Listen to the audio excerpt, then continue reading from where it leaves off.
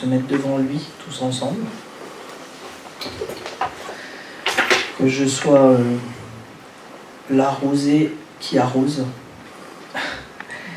Et je vous invite à disposer vos cœurs. Donc j'ai à cœur qu'on commence par la prière. Le truc, je l'ai mis à l'envers. C'est pas grave. Ok.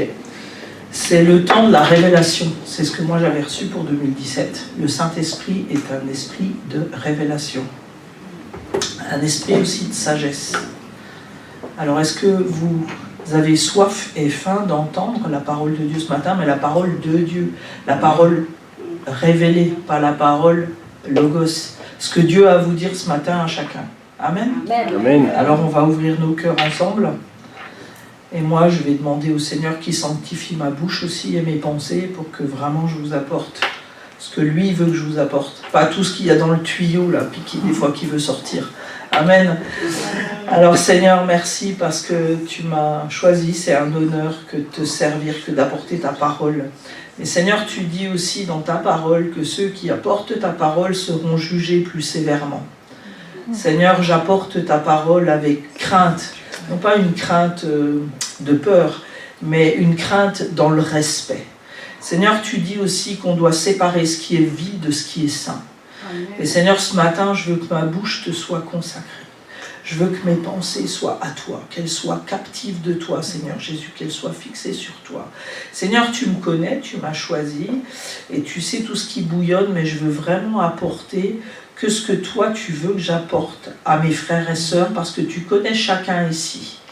Et tu as des projets de bonheur pour chacun ici. Et tu sais ce que chacun a besoin de recevoir ce matin et d'entendre. Et Seigneur, ensemble, nous ouvrons nos cœurs à ton Saint-Esprit. Parce que c'est ni par force, ni par puissance, mais par ton Esprit, Seigneur, que tu fais les choses en nous. Que ta vie vienne en nous, Seigneur. Que tes pensées viennent en nous. Amen. Voilà. Donc, j'ai reçu un titre qui s'appelle « L'amour est plus fort que la mort ». Alors, ça veut tout dire et rien dire quelque part. Hein. Donc, on va essayer de ne pas se perdre là-dedans. Mais en fait, c'est aussi beaucoup... Quand on regarde la parole de Dieu et quand on proclame certaines choses et quand on voit ce qu'on vit, il y a un sacré écart. Alors, par moment, pour certains et pour d'autres, ils n'arrivent pas à entrer et ça décourage souvent. Okay ? J'ai vraiment reçu cette pensée que l'Église, elle est beaucoup découragée parfois par rapport à l'échec, par rapport à l'échec. Hein. C'est-à-dire qu'il y a une parole de vie, il y a un chemin. Et puis le chemin, des fois, il n'est pas clair pour beaucoup. Il y a des fondements, voilà, merci Seigneur. Il y a des fondements qui ne sont pas posés souvent. Et si les fondements ne sont pas posés, notre sœur nous parlait du sang. Oui, le sang de Jésus, mais il ne suffit pas de dire que le sang de Jésus couvre ma famille pour que ça marche. S'il n'y a pas la foi, s'il n'y a pas cette rencontre avec le Seigneur et s'il n'y a pas cette connaissance de ce que ça représente, le sacrifice de Jésus à la croix, il ne se passera rien. Il y a un exemple dans la parole qui nous parle de frères qui allaient au nom de Jésus de Paul pour chasser les démons. On a bien vu qu'ils n'avaient aucune autorité dans le monde spirituel, d'accord ? Voilà, c'est bien ce qu'elle a dit Patricia, je ne suis pas en train de remettre en question ce que notre sœur elle a dit, mais c'est juste reposer les fondements. Hein, voilà. Et j'ai vraiment reçu ça. Donc, j'ai reçu « Ne crains pas, petit troupeau ». Il y a beaucoup de paroles dans la Bible qui dit de ne pas craindre. Et ce que je veux dire, la pensée qui est forte sur moi, c'est que, je reviens toujours à la même chose, des fois je me dis « mais j'ai qu'un message dans mon cœur ». C'est cette relation intime avec Dieu. Je vais vous donner un exemple aussi. L'onction. La Bible, elle dit que l'onction brise les jougs de l'ennemi. Amen. Il faut vouloir l'onction. L'onction, c'est la présence du Seigneur. D'accord ? L'onction, c'est ce qu'on reçoit pour pratiquer le service pour Dieu. Quand on a l'onction, on prie pour les malades. Il y a des ministères qui ont une grande onction pour la guérison des malades, des ministères qui ont une grande onction pour l'adoration, la louange. Et ça, c'est merveilleux parce que les dons, ils sont là pour édifier le corps de Christ. Ça veut dire pour lever l'Église comme une armée. Ah, encore un vilain mot que j'utilise. Mais oui, mais c'est ça. Hein. Bon, allez, on va s'arrêter là sur l'armée et la guerre et tout ça. Mais l'onction, c'est précieux et important.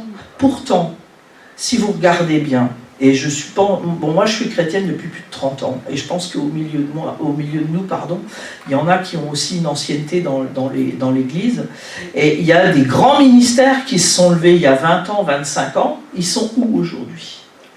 Ok?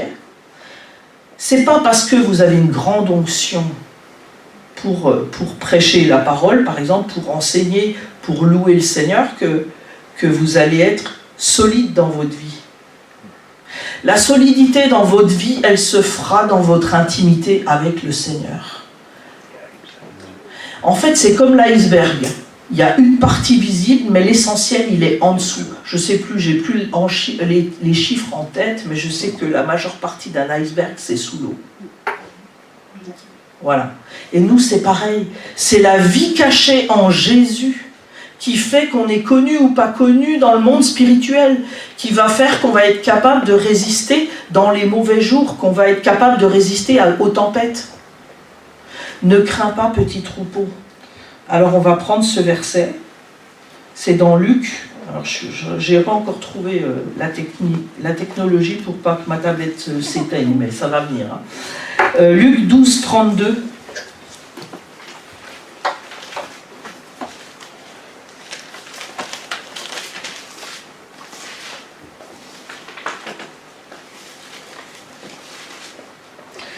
Dans la version Semeur, n'aie pas peur, petit troupeau, car il a plu à votre Père de vous donner le royaume.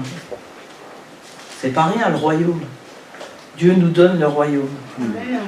Mais comme c'est dit dans Zacharie 4, c'est par l'esprit, c'est pas par nos propres forces. Pourquoi je vous parle de la parole révélée, le Réma, et je ne vous parle pas du Logos? Le Logos est important, bien entendu, parce que Christ, il a accompli toute la loi. Il n'est pas venu annuler la loi, il est venu la réaliser.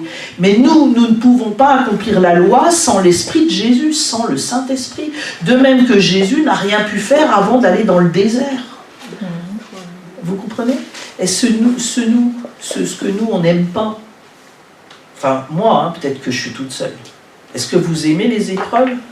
Non. Est-ce que vous aimez être calomnié? Non. Rejeté, critiqué? Vous faites du bien, on vous renvoie le mal? C'est ce qui est arrivé à Jésus. Ça, on n'aime pas trop ce genre de message. Hein. Mais Jésus, il a été trahi. Je crois que c'est Patricia qui nous parlait de Judas.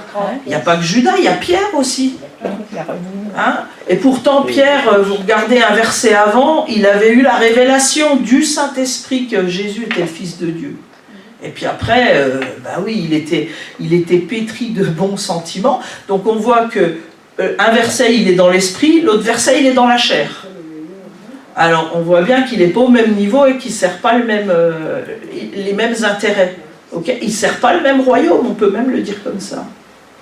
Et il dit à Jésus, qu'est-ce qu'il dit à Jésus? Il dit, mais non, Seigneur, tu n'iras pas à la croix. Pas à toi, enfin. C'est pas possible. Moi, Pierre, je te le dis.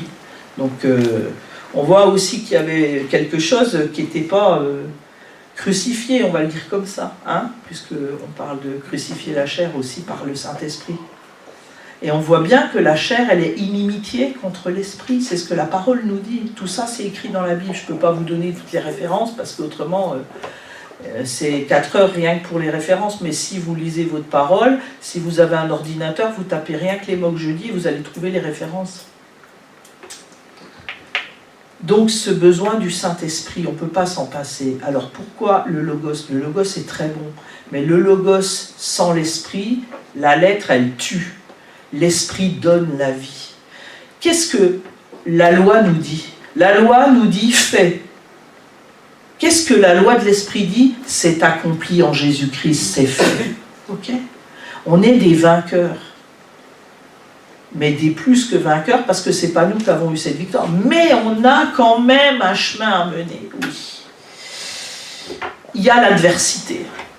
Pourquoi? Parce qu'à partir du moment où le Seigneur nous a choisis, parce qu'il nous a tous choisis, et qu'il est venu se révéler, que ça a été pour nous le temps de la révélation du Fils, eh ben le diable, il a compris qu'on rentrait dans notre destinée. Parce qu'on a une destinée à vivre. Et si vous lisez la parole, un des personnages que j'aime beaucoup dans l'Ancien Testament, c'est David, le roi David. Bon, c'est pas n'importe qui David. Hein. Si vous allez, d'ailleurs, c'est pas moi qui le dis, hein, pourquoi je dis ça? Parce que Dieu le dit de David. Si vous prenez, attendez, je trouve, où c'est le passage avec David, il faut que je les retrouve. Il y en a dans l'Ancien Testament et dans le Nouveau.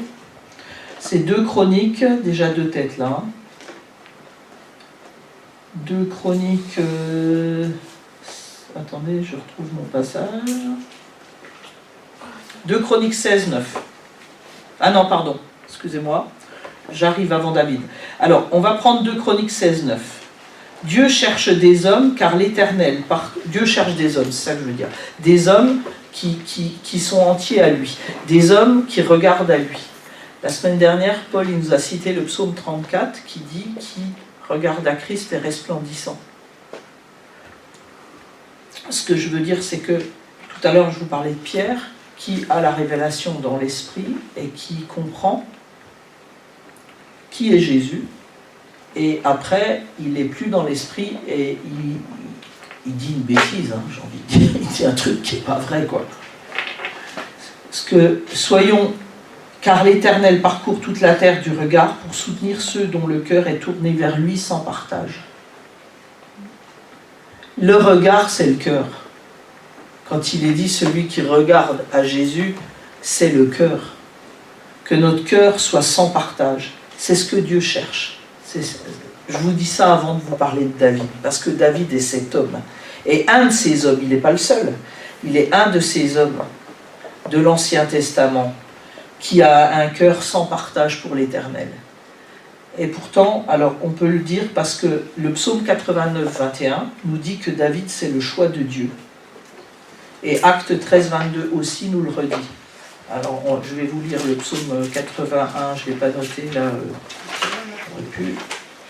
89, 21, pardon. Pourquoi je vous parle de David? Ça doit nous rassurer, David, quand même. Enfin, surtout au début, après un peu moins.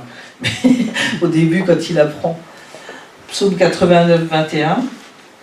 J'ai trouvé David pour qu'il soit mon serviteur. De mon huile sainte, je lui ai donné l'onction. Alors on peut lire le psaume 22. Je le soutiendrai de ma forte main, je l'affermirai. 23. Ses ennemis ne pourront jamais le surprendre, aucun méchant ne pourra jamais l'opprimer. Voilà. Et après, bon, la suite, c'est j'écraserai, voilà, on va s'arrêter là, vous pourrez lire après, chez vous si vous voulez. Ça, c'est des promesses de Dieu. Dieu a promis ça. Et pourtant, si on regarde l'histoire, je pense que là, il y a des gens qui ont lu l'histoire de David, quoi, hein, tout ce qu'il a traversé. David, je crois que c'est 38 ans, entre le moment où il a été oint, enfin plus que 38 ans de sa vie, puisqu'il est mort à 68 ou 58, je ne sais plus, bon bref. Quand on voit la vie de David, ça n'a pas été une vie de tourpeau, hein. Il a été plutôt maltraité, malmené, il a mal commencé, et quand on lit cette parole, mais c'est vrai, le Seigneur l'a fait. Mais David, il a enduré beaucoup d'adversité, il a souffert. Et ne crains pas, petit troupeau, car il a plu à votre Père de vous donner le royaume. Et c'est vrai qu'on passe par beaucoup d'épreuves. Jésus a tout accompli, mais il y a des choses, ça se travaille, comme la patience. Vous avez remarqué la patience? Vous pouvez prier pour avoir de la patience. Hein. C'est comme la foi. On peut prier pour avoir plus de foi. Parce que c'est le fameux passage aussi où les disciples ils disent à Jésus « Augmente-nous notre foi ». Et qu'est-ce que c'est? On s'aperçoit que ces choses-là, elles se musclent. Mais elles se musclent dans quoi? La foi, il faut la pratiquer, il faut la mettre en action, la foi. Il faut l'éprouver. Et c'est vrai que c'est là qu'on la muscle, mais ça demande, c'est notre volonté qui va s'exercer. C'est fait, mais c'est quelque chose sur lequel on doit s'asseoir, on doit croire, on doit proclamer et le mettre en œuvre et ne pas regarder à ce qu'on voit, à nos circonstances adverses. La patience, ça s'apprend comment la patience ? La patience, ça s'apprend dans l'épreuve. C'est quoi l'épreuve ?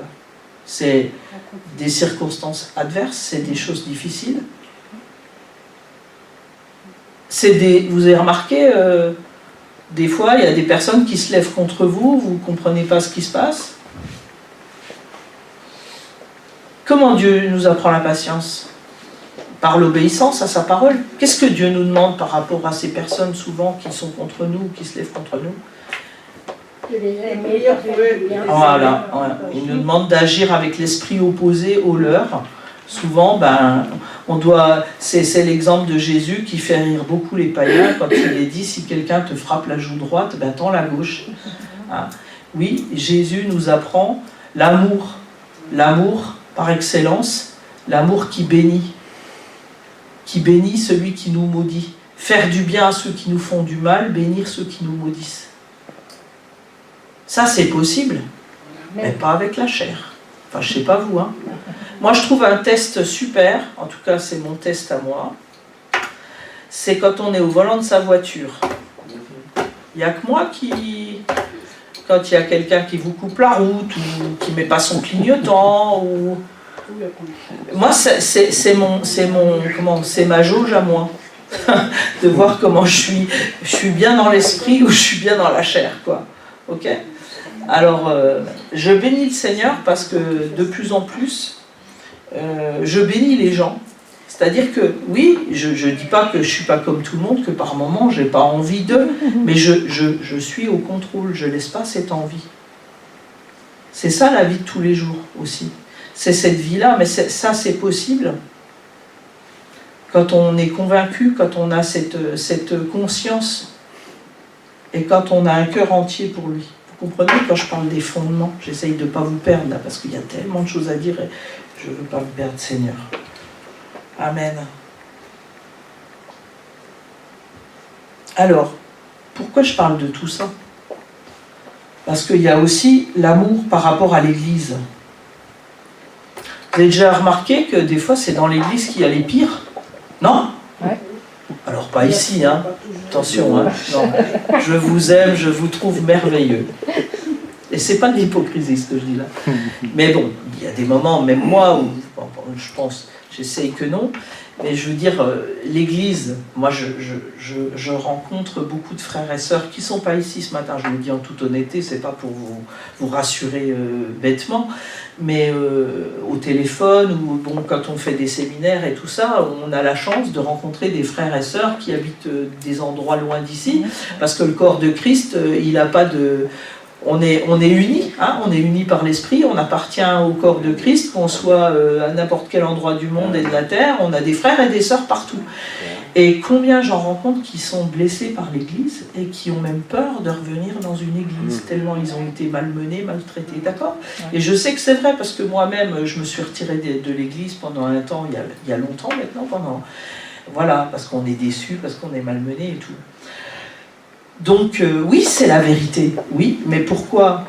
Il est temps qu'on comprenne, et il est temps surtout qu'on obéisse au Seigneur, et qu'on croie la parole. Pourquoi je vous raconte ça ? Alors je vais à vous emmener, et l'apôtre Paul, parce que j'ai parcouru, bon, vous me direz, c'est pas dur de parcourir l'apôtre Paul dans le Nouveau Testament, il en a écrit un tiers, si on enlève les évangiles, mais...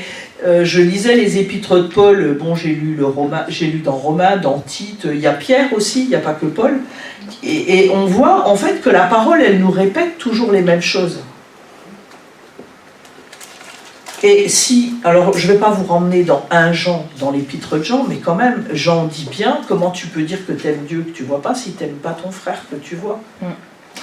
Et je vais vous parler, alors j'espère que ce n'est pas trop décousu, mais je vous parlais de bénir vos ennemis. Je vous parlais des personnes qui se lèvent contre vous dans la vie de tous les jours et qui ne sont pas forcément des chrétiens. Ok.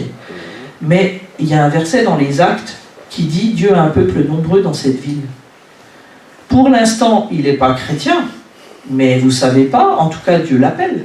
Okay, donc, si vous regardez dans l'esprit avec une vision prophétique, vous pouvez déjà le voir converti. Amen. Donc en fait, pourquoi je vous raconte ça? Ça me vient comme ça, c'est qu'on bénisse notre frère ou notre sœur quand il nous a pas bénis, hein, ou qu'on bénisse notre voisin ou notre collègue de travail ou notre patron ou ce que vous voulez quand il ne nous a pas bénis, ça revient au même. On a affaire à la même chose. On a affaire à la chair, on a affaire... on n'est pas dans le royaume de Dieu là, hein, mais pourtant c'est comme ça qu'on va le gagner. Alors pourquoi? C'est ça. L'amour. Mon titre c'est « L'amour est plus fort que la mort ». Qu'est-ce que le Seigneur nous dit? L'amour. L'amour de Jésus. Jésus, il est esprit. Dieu est esprit. Comment est-ce que le monde va croire ce qui est transparent? Nous, on a l'esprit en nous. D'accord? On sent on parlait de l'onction. Tout à l'heure, je vous parlais de l'onction. Quand vous vous approchez du Seigneur, quand vous vous approchez du Dieu vivant, alors, j'espère que vous le vivez comme moi, mais Dieu ne se cache pas. Quand on cherche Dieu, quand un malheureux crie, l'Éternel entend, il tend son oreille. Et je pense que vous pouvez, comme moi, dire que la présence de Dieu, par moment, vous la sentez. Hein? On chantait tout à l'heure, on a loué le Seigneur, moi je le sentais, avec certaines choses de mon corps, que Dieu était là. Il y a des fois, je ne sens pas que Dieu est là, mais je sais qu'il est là pour autant. Hein? Donc je ne marche pas non plus qu'à mes sentiments.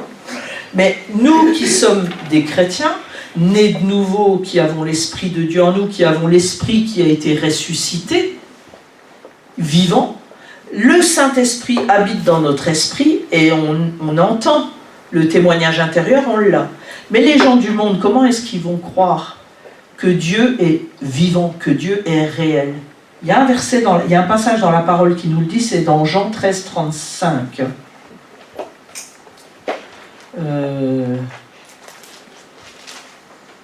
Ouais, c'est ça.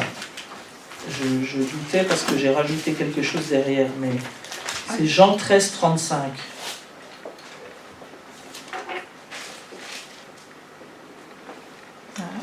À ceux-ci tous reconnaîtront que vous êtes mes disciples, à l'amour que vous aurez les uns pour les autres. Eh oui. Et blablabla, blablacar. C'est bien, faux, mais pas que.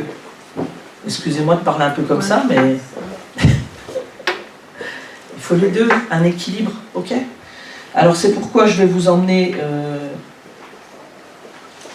On parcourt la Bible, hein, parce qu'on s'entretient sur la parole. Hein. Si c'est pas écrit dans la Bible, ça va pas. Hein. Ok? Notre foi, elle est basée, c'est Dieu qui parle dans la parole. Hein. Jésus est la parole faite chair. Hein. Le Saint-Esprit, c'est la parole. Amen. Et là, il va fouiller dans la Bible avec nous, pour nous. Donc je veux, dans Tite, Tite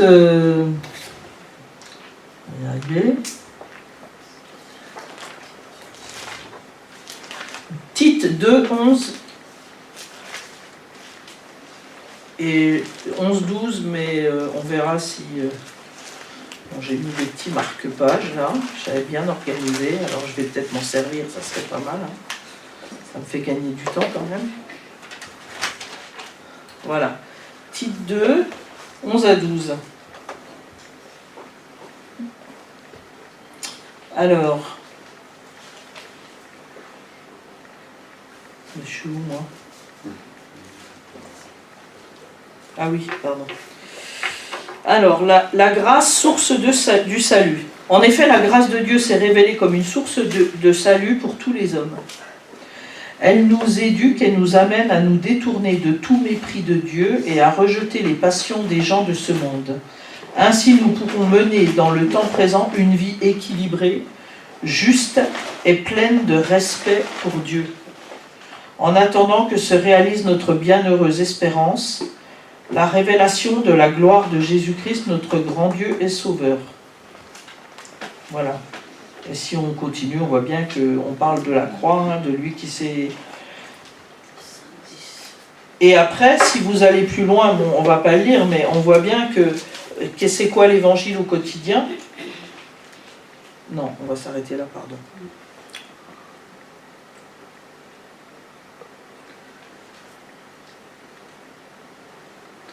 Donc,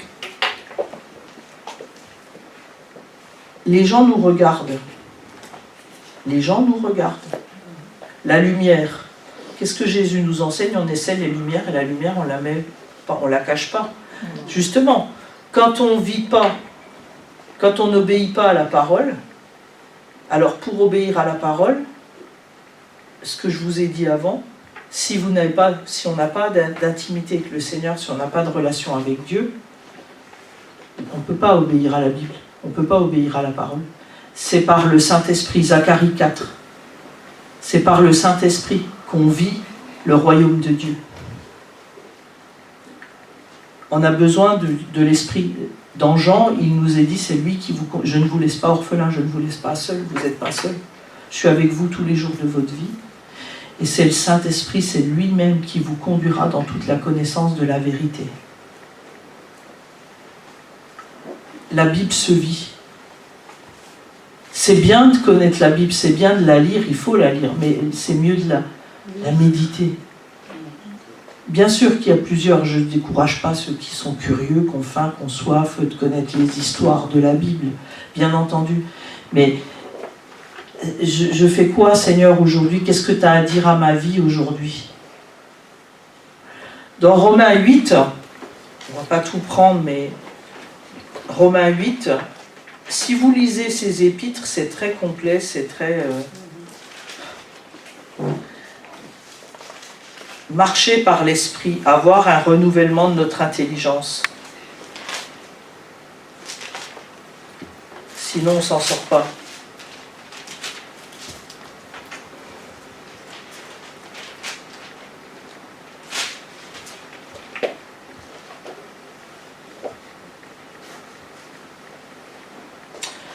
Romains 8, 5.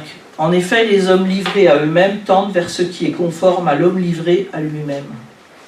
Œil pour œil, dent pour dent. Pourtant, c'est écrit dans la Bible, mais c'est marqué dans la loi, ça. C'est pas la loi de l'esprit, ça. En effet, les hommes livrés à eux-mêmes tendent vers ce qui est conforme à l'homme livré à lui-même. Mais ceux qui ont l'esprit tendent vers ce qui est conforme à l'esprit.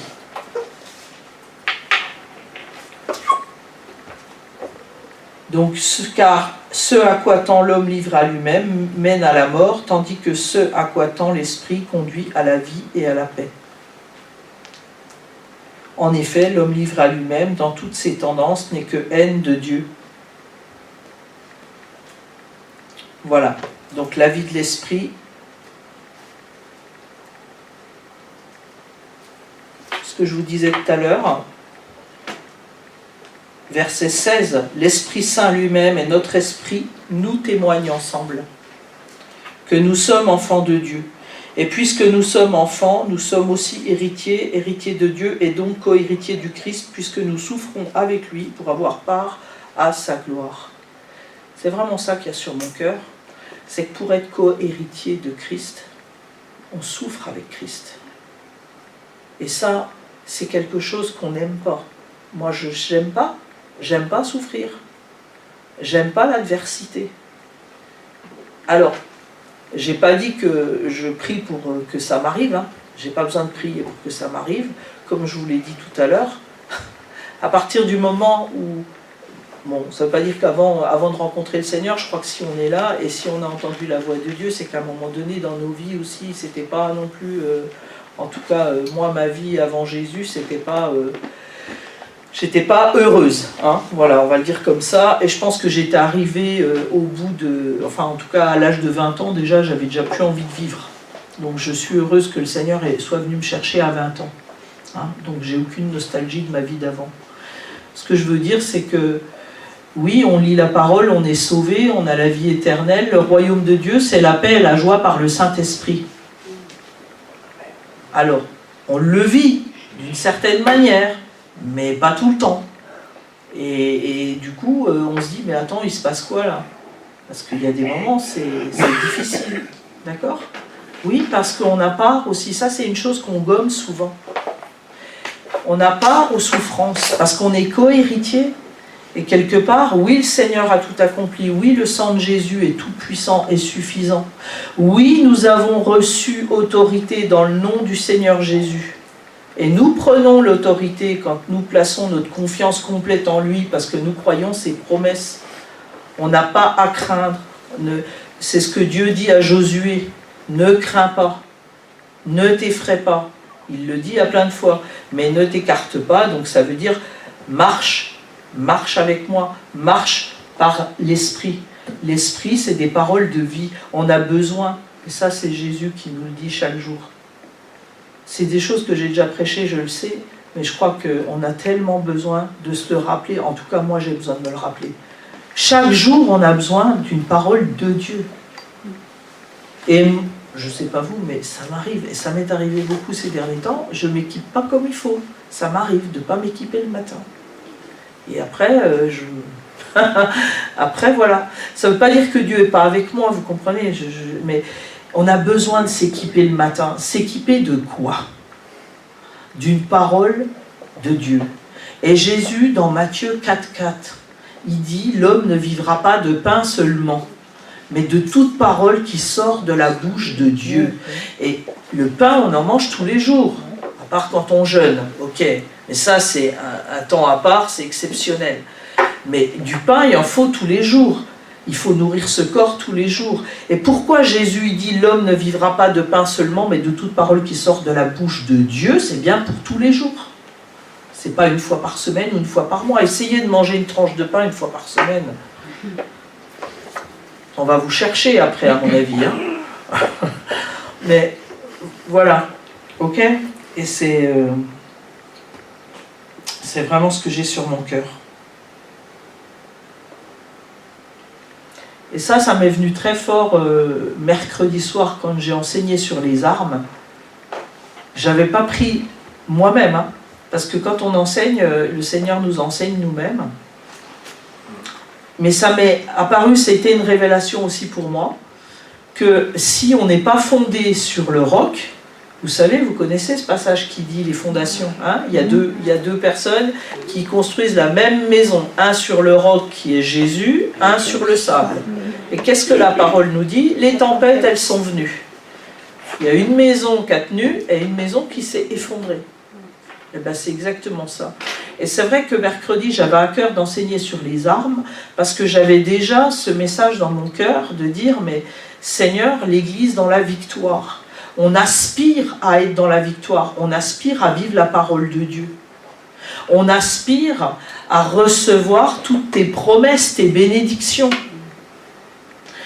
Tu dis dans ta parole, Seigneur, bien-aimé, je veux que tu prospères à tout égard, comme prospère l'état de ton âme. Amen. Il ne faut rien oublier. Et c'est juste dans l'intimité avec lui. Jésus, il est venu révéler le Père, le Papa, Abba, Papa. Ça ne plaît pas aux religieux. Abba, Papa. Oui, parce qu'à la fois, Dieu est un feu dévorant, un Dieu redoutable. Si vous allez lire dans Joël, le jour de l'Éternel, c'est un carnage, oui. Mais c'est notre Papa, d'accord? C'est notre Papa. Il nous a tellement aimés qu'il est venu nous sauver, nous racheter. Et on a besoin de cette vision dans l'esprit, parce qu'autrement, on ne comprend pas. Pourquoi, comme disait le psalmiste, David l'a dit aussi, pourquoi tout réussit aux méchants? C'est vrai, vous avez des personnes, elles méprisent Dieu, elles n'aiment pas Dieu, elles aiment que l'argent, hein, ou qu'elles m'aiment, enfin bref, c'est des gens qui sont... Et ils réussissent, ils réussissent, ils réussissent. C'est quoi mais Seigneur, c'est où tes promesses, c'est où ta parole, et pourquoi le méchant il réussit? Si on ne lit pas la parole, on ne comprend pas. On ne discerne pas les temps, on ne comprend pas aussi que Dieu ne veut pas que le méchant périsse, mais il veut que le méchant il se repente, et que c'est l'Église, qui va être la lumière, qui va confronter les ténèbres. Mais pourquoi ?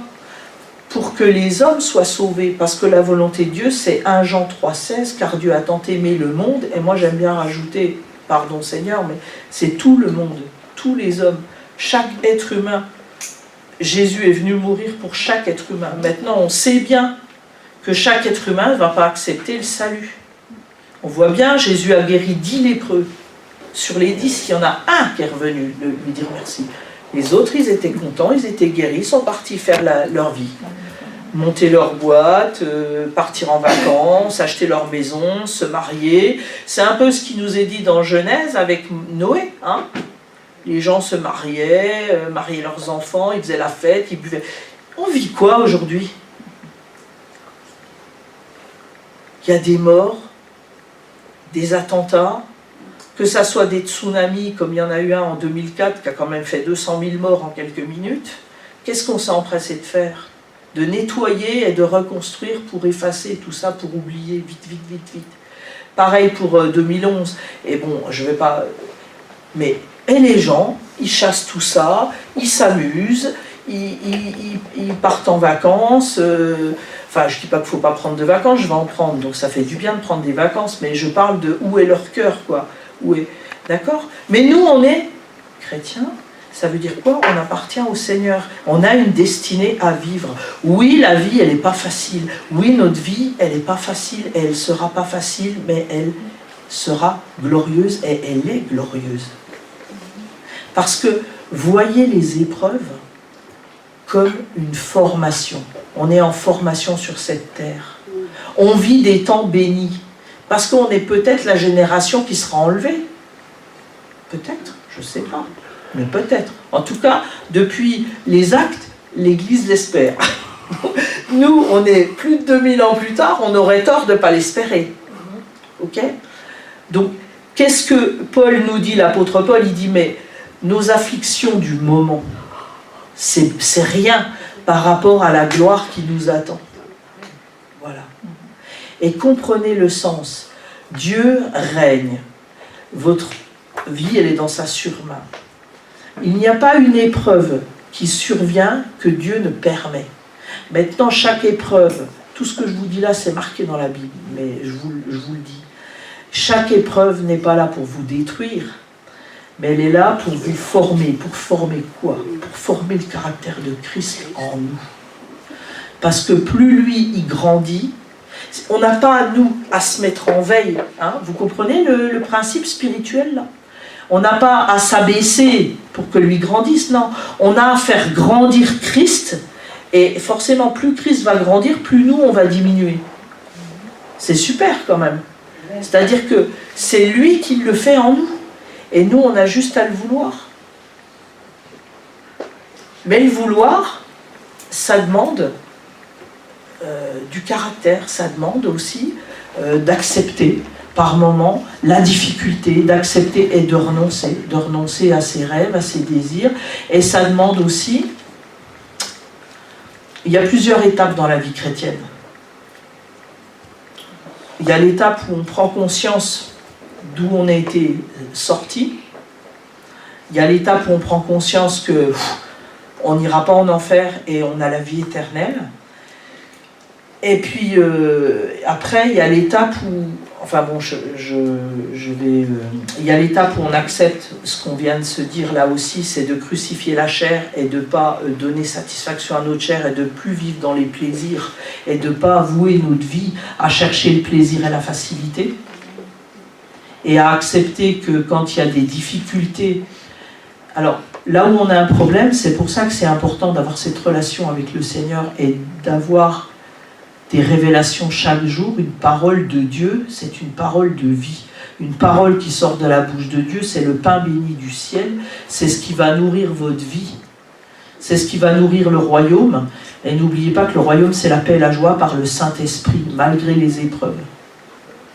Donc, ça s'appelle la sanctification, mais aussi la crucifixion de la chair, qui a été crucifiée avec Christ déjà. Mais c'est à nous de le faire chaque jour. Ça, c'est la deuxième étape dans la maturité. Et la troisième, c'est celle où on accepte d'aller sans savoir où Jésus nous emmène parfois. C'est un peu ce qu'il dit à Pierre, Jésus. Si vous vous souvenez, à la fin de l'évangile de Jean, quand Jésus il est sur la plage en train de faire du feu, là, on est après la crucifixion, hein. Il est ressuscité, là. Hein. Il attend ses disciples sur la plage, et après, il va prendre Pierre, et il va se promener avec Pierre. C'est là qu'il rétablit Pierre et qu'il l'établit dans son ministère. Moi, j'aime beaucoup ce que Jésus a fait avec Pierre. Parce que Pierre, c'était un bon orgueilleux. Et je me suis beaucoup reconnue dans Pierre avec sa grande bouche, là, parce que moi aussi, j'ai une grande bouche. Que Dieu sanctifie, merci. Voilà, mais Jésus, il n'a pas accablé Pierre. Il a dit, j'ai prié pour toi. Satan t'a réclamé pour te cribler. Et moi, j'ai prié pour toi pour que ta foi ne défaille pas. Et pourtant, Jésus avait prévenu Pierre. Qu'est-ce que nous, on aurait fait avec notre chair? On aurait dit, je te l'avais dit, je t'avais prévenu. Hein? Bien fait pour toi. Ça, c'est la chair, ok? Non, mais Jésus, lui, s'est pas comporté comme ça. Il n'a pas dit à Pierre, je te l'avais dit, je t'avais prévenu, bien fait pour toi. Non, il a dit, Pierre, j'ai prié. J'ai prié pour que ta foi ne défaille pas. Amen. Et là, on est à la 3e phase, j'ai envie de dire. Et qu'est-ce que Jésus dit après la résurrection? Il prend Pierre avec lui et il lui parle de son ministère et il lui dit de prendre soin de son troupeau. Et vous vous rendez compte la confiance qu'il fait à Pierre? Il l'appelle comme pasteur, comme celui qui va prendre soin de ses brebis, de son corps, de ce qu'il a de plus précieux sur la terre, c'est nous.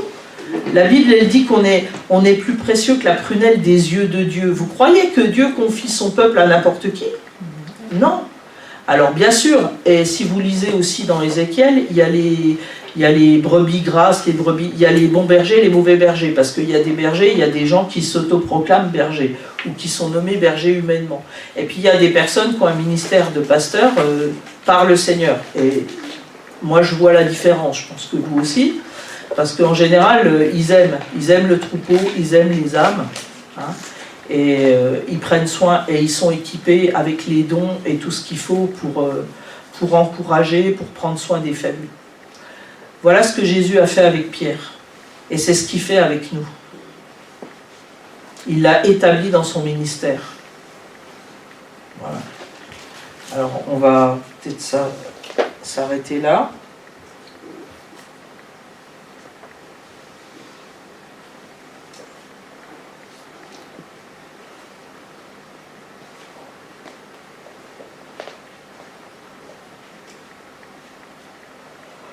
Oui.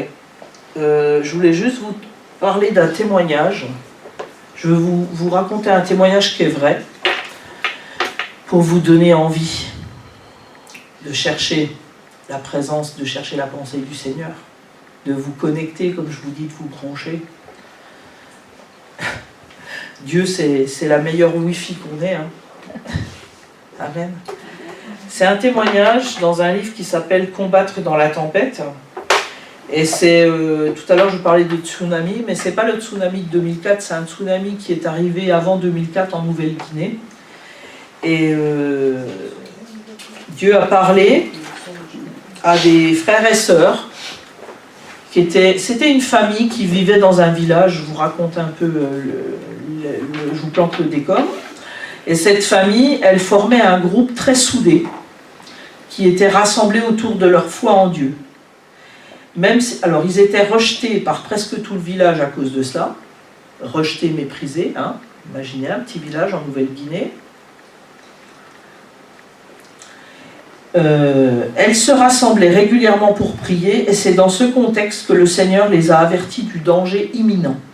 Le groupe avait l'impression distincte que le Seigneur leur disait de mettre leur famille dans leur embarcation de pêche et de ramer vers la mer. Ce qu'ils ont reçu était ramer vers la vague. Donc vous imaginez, il n'y a rien pour l'instant, ils sont juste en groupe de prière et ils reçoivent ça. Habitués, écoutez bien, ça c'est important, habitués à dépendre de la voix du Seigneur pour survivre dans le climat spirituel hostile de leur village, vous pouvez le mettre à vous, hein. On est aussi dans un climat hostile de plus en plus. Les familles n'ont pas hésité à suivre les instructions, alors que les autres villageois les ont regardés intrigués, ils ont encore dû les prendre pour des fous, hein. Ces personnes courageuses ont prêté attention à l'impression prophétique. Elles ont mis leurs enfants dans les barques et ont commencé la tâche hasardeuse de ramer vers la mer. Peu de temps après qu'ils aient commencé à naviguer et franchir les brises-vagues, ils virent une vague se profiler et approcher. Ils ont ramé plus fort, au milieu de ce qui devenait littéralement une bataille rude, alors que la vague du tsunami grossissait. Finalement, ils ont atteint le sommet de la vague et sont retombés derrière le mur d'eau. Quelques instants plus tard, la vague s'abattait sur le rivage avec une force dévastatrice. Puis, alors que la vague déferlante reculait vers la mer, les petits bateaux étaient poussés encore plus loin. Il leur fallut un jour entier pour ramer vers ce qui restait de leur village. Tandis qu'ils atteignaient le rivage, ils firent échouer leur embarcation sur la plage et constatèrent que personne d'autre dans le village n'avait échappé à la destruction. Seules les familles qui avaient ramé vers la vague avaient survécu. Question. Combien d'entre nous auraient eu le courage de ramer dans une vague géante en réponse à la voix du Seigneur ? C'était une instruction étrange, mais ceux-ci étaient des vétérans de la foi. Devenons des vétérans de la foi. Hein ? Je me le dis à moi aussi. Amen. Leur discernement et leur obéissance à la voix du Seigneur avaient été aiguisés jour après jour. L'homme ne vivra pas de pain seulement, mais de toute parole qui sort de la bouche de Dieu. Jour après jour, par le climat spirituel hostile dans lequel ils demeuraient. Leur mode de vie basé sur le fait de s'appuyer sur Dieu. N'oubliez pas que Dieu cherche, dans 2 Chroniques 16, 8 je crois, hein, Dieu cherche des personnes qui sont entièrement dévouées à lui et pour lui. Dieu avait fait d'eux des conquérants qui n'ont pas chancelé lors de la tempête. Voilà, cette sorte de courage qui caractérise un combattant dans la tempête est basée sur une connaissance intime du Père. C'est ce que je vous disais, que j'ai vraiment pris cette conscience qu'on ne peut pas utiliser les armes spirituelles d'Éphésiens 6 si on n'a pas cette connaissance intime du Père. On va forcément se faire ramasser. Parce que si on étudie chaque arme, on ne va pas le faire. Enfin bon, peut-être qu'un jour vous faites-le vous de votre côté, il y a des excellents enseignements et livres, mais on s'aperçoit que si on n'est pas sur le rocher, dans l'intimité, dans cette intimité et relation avec le Père, on ne peut pas être des vainqueurs, des combattants, conquérants et vainqueurs. Voilà. Donc cette sorte de courage qui caractérise un combattant dans la tempête est basée sur une connaissance intime du Père. Voyons ce que la Bible dit sur le développement de cette relation. Voilà, c'est ce qu'il propose dans son livre. Voilà, très bon livre, je vous le conseille. Je ne l'ai pas fini, donc je ne le prête pas tout de suite. C'est mon livre de vacances. Voilà. On va finir par la prière. Voilà, merci Seigneur pour ce message d'encouragement. Merci Seigneur parce que tu nous montres le chemin. Et oui Seigneur, pardon si des fois on veut faire sans toi. Pardon si des fois on est un peu en train de te dire je passe devant. Parce que je sais, je suis déjà passé par là, ou je crois savoir. Pardon Seigneur, libère-nous. Libère-nous Seigneur de tout ce qui fait obstacle à ta sagesse, de tout ce qui fait obstacle à ta présence en nous, de tout ce qui fait obstacle Seigneur à ce que tu peux faire au travers de nous, toi, de tout ce qui fait obstacle Seigneur à ta gloire en nous Seigneur. On veut aimer comme tu aimes, on veut voir comme tu vois, et on veut être des servantes et des serviteurs qui sont des vases d'honneur, Seigneur, et qui sont propres pour être utilisés par toi. Amen. Amen.